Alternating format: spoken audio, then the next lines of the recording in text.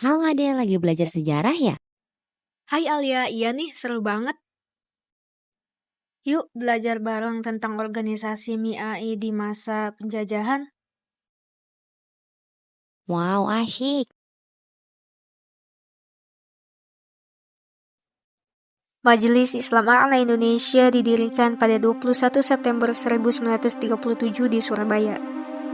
MIAI dibentuk sebagai tindak lanjut pertemuan para pemimpin ulama yang berasal dari beberapa organisasi Islam seperti Muhammadiyah, Nahdlatul Ulama, dan Persatuan Islam.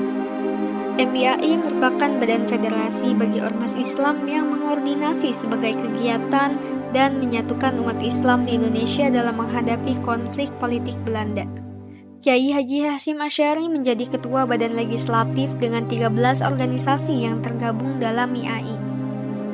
MIAI dibentuk untuk menyatukan umat Islam dan menyelesaikan konflik keagamaan. Menjamin tempat yang layak bagi Islam di Indonesia, mengharmonisasikan Islam Indonesia dengan tuntunan perubahan zaman, menyelesaikan konflik keagamaan dan berbagai kegiatan umat Islam. Berbeda dengan pemerintah Hindia Belanda yang cenderung anti terhadap umat Islam, Jepang lebih ingin bersahabat dengan umat Islam di Indonesia. Jepang sangat memerlukan kekuatan umat Islam untuk membantu melawan sekutu.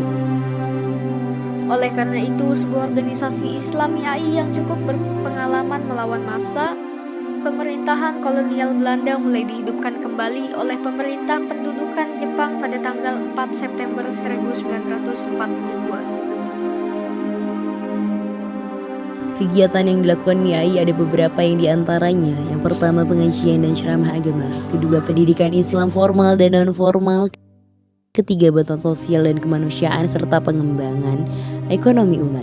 Dalam hal ini juga berperan dalam masyarakat yang signifikan seperti wadah untuk pengembangan dan penyebaran Islam.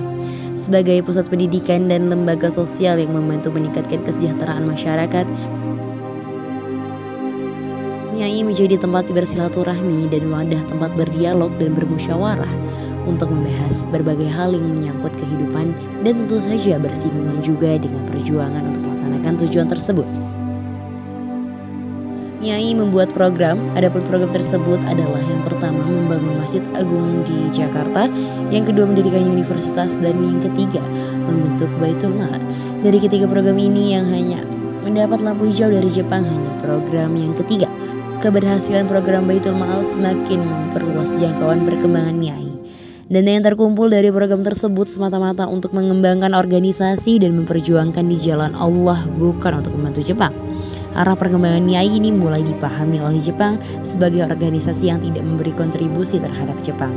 Hal tersebut tidak sesuai dengan harapan Jepang hingga pada November 1943.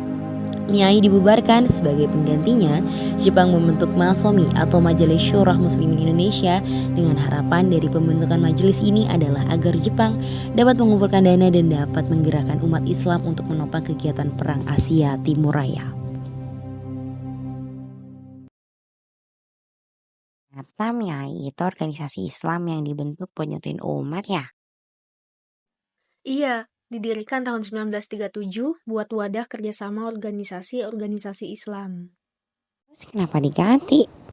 Waktu Jepang masuk, MIAI dibubarkan dan diganti Masyumi supaya lebih sesuai dengan kepentingan Jepang. Yuk kita lanjut di kelas saja.